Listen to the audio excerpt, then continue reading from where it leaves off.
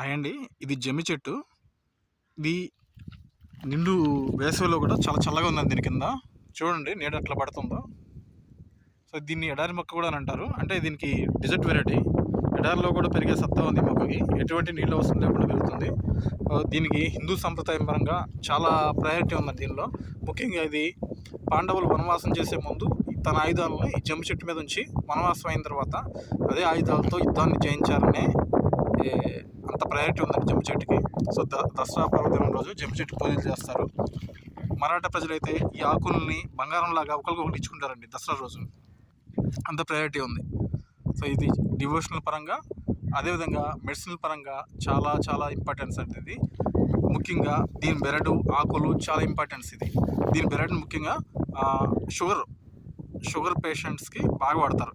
ఈ బెరడు నుంచి తీసిన కషాయాన్ని షుగర్ మందులో వాడతారండి, షుగర్ కంట్రోల్లో ఉండడానికి.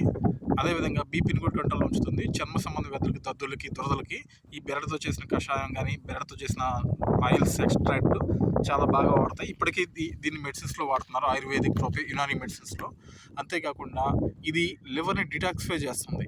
చాలామందికి ఫ్యాటీ లివర్, అంతేకాకుండా లివర్లో టాక్సిన్స్ సమస్య ఉన్న వాళ్ళకి ఈ కషాయం, ఈ బెరడు కషాయం కూడా చాలా ఉపయోగపడుతుంది. లివర్ని డిటాక్సిఫై చేయడం ఉపయోగపడుతుంది.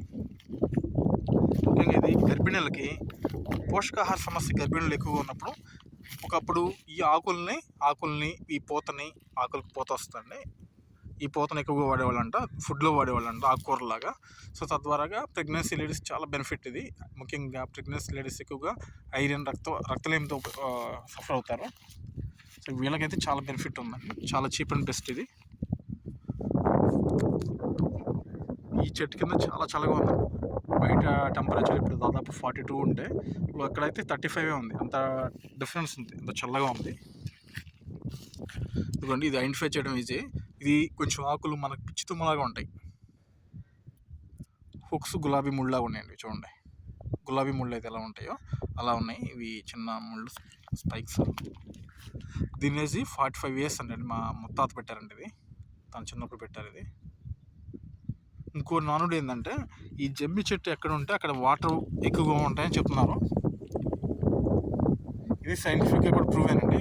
ఈ చుట్టుపక్కల ఎక్కడ కూడా వాటర్ లేవు. అదే సమ్మర్ వస్తే మా తాతల టైంలో చిన్న గుంటలు తీసి అందులో వాటర్ తాగేవాళ్ళంటండి. అంత ప్రయారిటీ ఉంది జమ్మి చెట్టుకి. సో జమ్మి చెట్టు ఉందంటే వాటర్ ఉండిద్దండి కంపల్సరీగా. ఇదిగోండి ఆ లైన్ చూడండి, ఆ ప్రీవియస్ నుండి కూడా జమ్మి చెట్టు. ప్రీవియస్గా కూడా అక్కడ వాటర్ దొరువుల్లో తీసి వాటర్ తాగేవాళ్ళంట.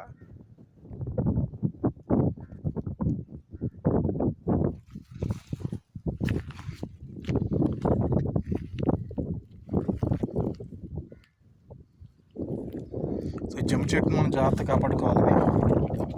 మేము కూడా అంతేనండి. పొలానికి అడ్డుగా ఉన్నా కూడా మేము మా ముత్తాతలు పెట్టారు, ప్లస్ దీని యొక్క ప్రాముఖ్యత తెలుసుకుని మేము దీన్ని ఎటువంటి ఇబ్బంది కలిగించలేదండి, అట్లా కంటిన్యూ చేస్తున్నాం. దీనివల్ల పాములు వస్తున్నా కూడా మేము అట్లా వదిలేసామండి. ఈవినింగ్ టైంకి చాలా పక్షులు తిమ్మేసి తీరుతాయి. అంటే బయోడైవర్సిటీని ప్రొటెక్ట్ చేసిన వాళ్ళు అవుతాం.